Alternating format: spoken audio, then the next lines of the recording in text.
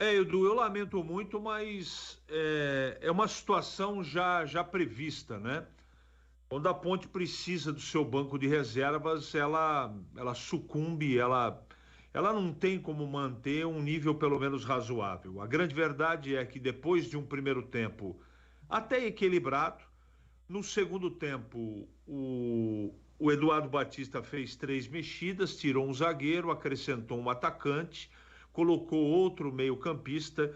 Esse Rômulo entrou muito bem e esse Felipe Marques também.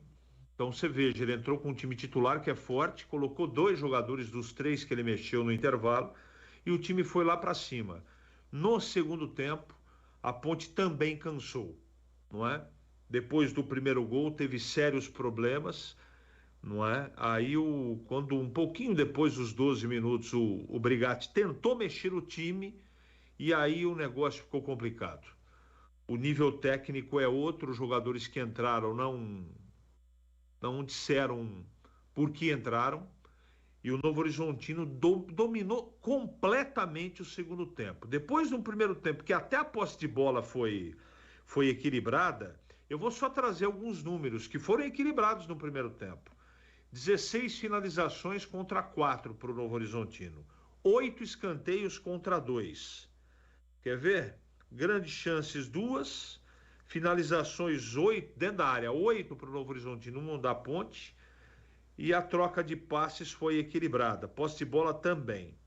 Infelizmente, a Ponte de novo sucumbiu no segundo tempo, fisicamente, tecnicamente, e repito, quando o Brigatti precisa do banco de reservas, o banco de reservas não acrescenta, piora o time.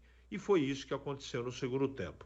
Todos que entraram, Thales, Castro, Pablo Diego, Ramon Carvalho e Paulo Baia, não acrescentaram nada. Absolutamente nada. E emocionalmente, depois do primeiro gol, o time sentiu, não dá para discutir, a vitória foi justa, foi correta, de um time que mandou no segundo tempo. E só não fez mais, graças mais uma vez ao Kaique França. Edu Pinheiro. Não vence.